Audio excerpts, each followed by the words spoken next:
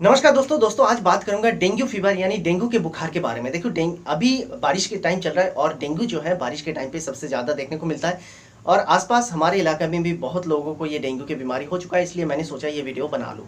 दोस्तों यहाँ पे जो इन्फॉर्मेशन मैं देने वाला हूँ, सबसे पहले तो मैं बात करूंगा डेंगू के फीवर होता क्यों है, किस तरह से आप अपने एरिया को साफ सुथरा रख के डेंगू से बच सकते हैं, या फिर डेंगू के लक्षण क्या पाया जाता है और डेंगू अगर हो भी गया तो किस तरह से हम घरेलू उपचार से, आयुर्वेदिक उपचार से ये डेंगू को बहुत आसानी से मात दे सकते हैं। तो बने रहिए, वीडियो में कुछ इन्फॉर्मेशन ऐसा बनने जा रहा है जो आप लोगों को पहली बार पता लगेगा, तो इसलिए वीडियो होने जा रहा है बहुत ज़्यादा इन्फॉर्मेटिव। बिल्कुल भी स्किप करके ना जाएं और अंत तक देखते रहें।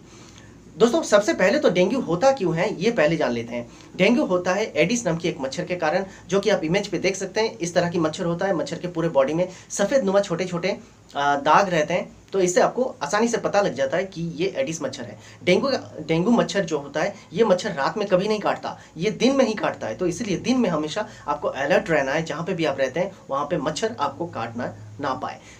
दूसरा चीज़ है दोस्तों, आप किस तरह से डेंगू को अपने आसानी से आपके घर पे घुसने से मतलब बचा सकते हैं, या फिर खुद को बचा सकते हैं।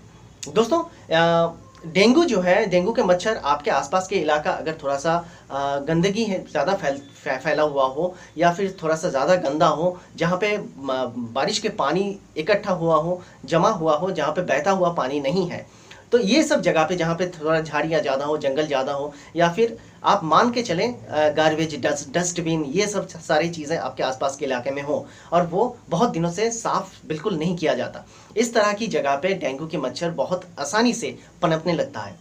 इसीलिए ये सब जगह अपने घर के आसपास के एरिया बिल्कुल साफ सुथरा रखा करें, और साथ में ऐसी जगह ना रखें जहाँ पे बारिश के पानी आसानी से जमा हो जाए और इकट्ठा होते रहें, है ना। इसके साथ जो है दोस्तों, डेंगू के मच्छर के प्रभाव से आप अगर बचना चाहते हो, अपने घर के खिड़कियों को आसानी से आप जो है नेट से बहुत अच्छी तरह से घेर लें, और शाम होने के टाइम पे आप अपने घर दरवाजे को अच्छी तरह से बंद रखा करें, और बच्चों को बाहर जब भी छोड़ें फुल स्लीव कपड़ा पहना के तभी छोड़ें।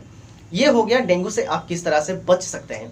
दोस्तों अब बात करूंगा कि डेंगू कि जो लक्षण पाया जाता है, क्योंकि लक्षण आपको पता रहेगा तभी जाके आप घर पे इसका आसानी से इलाज कर सकते हैं। देखिए ऐसा बोला जाता है कि डेंगू का जो मरीज़ होता है, डेंगू के मरीज़ अगर डेंगू पाया जाता है तो तुरंत उसको हॉस्पिटलाइज करना पड़ता है, और जैसे ही आप हॉस्पिटल में जाते हैं या फिर प्राइवेट किसी डॉक्टर को दिखाते हैं तो आपको बहुत सारा एक लंबा सा मतलब चिट्ठा पकड़ा दिया जाता है, जिसमें आपको तरह तरह की जो है जांच पड़ताल के लिए बोला जाता है। खून टेस्ट होता है, स्टूल टेस्ट होता है, यूरिन टेस्ट होता है, बहुत सारे टेस्ट के बारे में यहाँ पे जिक्र किया जाता है।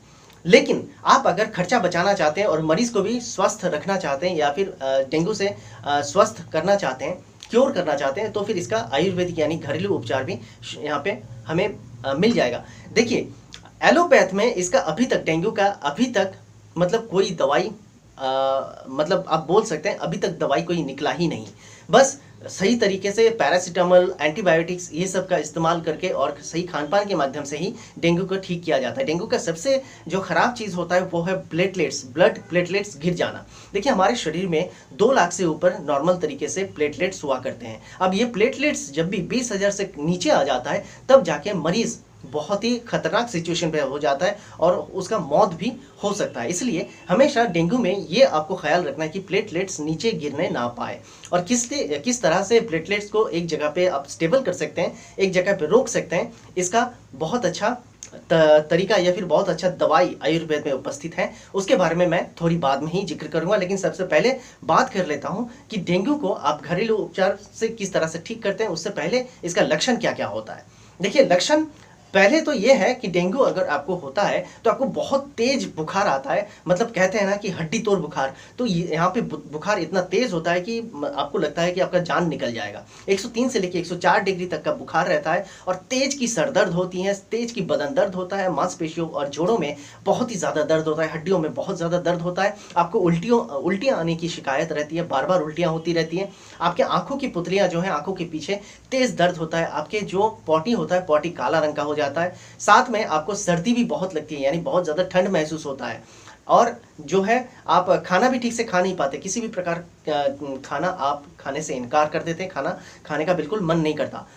और शरीर जो है बहुत ही वीक हो जाता है। ये सारे प्रॉब्लम डेंगू में नॉर्मली देखा जाता है। अब ये इतना सारा सिम्टम आपको पता चल जाए तो आप तुरंत खून की जांच करवा सकते हैं, और अगर नहीं करवाना चाहते हैं तो आप घर पे भी डेंगू का जो घरेलू इलाज है तुरंत स्टार्ट कर सकते हैं। हम बोलते हैं यहाँ पे कि डेंगू का घरेलू इलाज क्या होता है। सबसे पहले तो प्लेटलेट्स के बारे में मैं बात कर लूं, क्योंकि प्लेटलेट्स गिरने ना पाए ये सबसे पहले आपको ध्यान देना है। प्लेटलेट्स ना गिरे इसके लिए आयुर्वेद में जो दो दवाई हैं ये आपको हमेशा याद रखना है। पहला है गिलोय, दूसरा है एलोवेरा। जी हाँ, यहाँ पे गिलोय और एलोवेरा दोनों को 2-2 चम्मच करके दिन में 4 से 5 बार मरीज को देते रहना है, ताकि प्लेटलेट्स नीचे गिरने ना पाए। और ये जो है ये दोनों चीज़ प्लेटलेट्स को एक जगह पे स्टेबल करने में बहुत ज़्यादा सहायक माना जाता है। डेंगू को अगर ठीक करना है दोस्तों, तो आप अगर बहुत तेज़ बुखार आपको मरीज को आता है तो आप वहाँ पे पैरासीटामोल दे सकते हैं, एलोपैथ का सहारा ले सकते हैं। और साथ में आपको ये भी करना है कि आपको तुलसी के पत्ते, साथ में काली मिर्च, शहद और दारू हरिद्रा जिसे बोलते हैं, दारू हल्दी या फिर नॉर्मल हल्दी भी चलेगा आपका, ये हल्दी, दालचीनी, ये सारी चीज़ों को एक साथ करके आप उबालें और उसको चाय की तरह सिप करके दिन में 5 से 6 बार थोड़ा शहद मिला के पीते रहें। इस तरह से आप करने से आपकी अंदरूनी जो ताकत है यानी इम्यूनिटी पे थोड़ा सा बूस्ट आ जाएगा और शरीर डेंगू से लड़ने में शरीर को मदद मिल जाएगा। दोस्तों यहाँ पे खान पान में बहुत ज़्यादा जोर देने की ज़रूरत है। जी हाँ, खान पान के लिए आपको करना क्या है, डेंगू में क्योंकि आप खाना ठीक से खा नहीं पाते और शरीर हो जाता है बहुत ज़्यादा वीक, तो शरीर की वीकनेस को घटाने के लिए आपको करना क्या होता है, आपको अच्छा खान पान की ओर ध्यान देना होता है। जितनी भी सब्जियां हैं दोस्तों, सब्जियों को अच्छी तरह से उबालें, उसके सूप बनाएं और सूप आप मरीज को दे सकते हैं पीने के लिए। जितने भी प्रकार के फल हैं, फल की जूस बना के आप मरीज को पीने के लिए दे सकते हैं। यहाँ पे जितने भी प्रकार के साइट्रस टाइप की फल हैं जिसमें विटामिन सी और एंटीऑक्सीडेंट भरपूर मात्रा में पाया जाता है, जो थोड़ा सा खट्टा फल होता है ना दोस्तों, ऑरेंज हो गया, मौसम्बी हो गया, इस सारी चीज़ों को आप ज़रूर शामिल करें, क्योंकि ये जो है तुरंत आपके जो है इम्यूनिटी बूस्ट कर सकता है और प्लेटलेट्स को भी बढ़ा सकता है। यानी प्लेटलेट्स अगर गिर चुका है तो प्लेटलेट्स काउंट को तुरंत बढ़ाने में मदद करता है। साथ में आप यहाँ पे जो बीटरूट होता है यानी चुकंदर जिसे हम कहते हैं, तो बीटरूट हो गया, गाजर हो गया, ये सारी चीज़ों को आप उबाल के भी मरीज को दे सकते हैं। आप अगर चिकन अंडा कुछ खाते हैं तो बेशक खा सकते हैं, कोई पाबंदी इसमें नहीं है। मछली बिल्कुल खाया करें, हाँ जी, लेकिन चिकन वगैरह जो चीज़ें हजम करने में थोड़ा सा दिक्कत हो जाती हैं, तो वो सारी चीज़ों को आप स्टू के जैसा बनाएं, यानी उबाल के उसको स्टू बनाएं, सूप बनाएं, फिर उसे आप तरल पदार्थ की तरह पी के अपने शरीर की जो कमी को पूरा करें।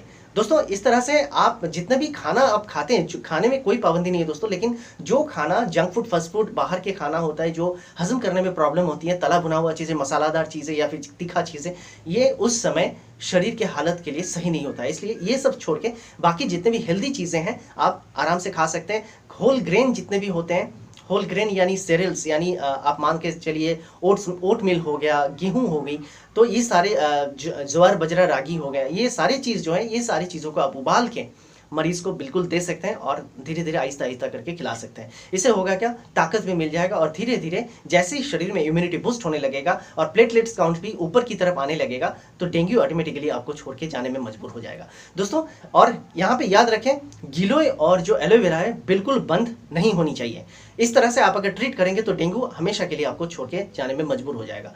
अब तसल्ली के लिए आप डॉक्टर को दिखा सकते हैं, लेकिन मुझे उम्मीद है कि आप इस तरह से अगर ट्रीट करेंगे तो आपको डॉक्टर के पास जाने की समय बर्बाद करना नहीं पड़ेगा। दोस्तों जितने भी इन्फॉर्मेशन मैंने दिया है आप लोगों के लिए भलाई के लिए दिया है, आपको अच्छा लगेगा। अगर अच्छा लगे तो मेरा मोटिवेशन बढ़ाने के लिए एक लाइक ज़रूर करें। जो नए दोस्त चैनल पे जुड़ रहे हैं सब्सक्राइब करना ना भूलें। बहुत जल्दी एक नए वीडियो के साथ आपसे फिर से मुलाकात होगी, तब तक के लिए मुझे इजाज़त दें।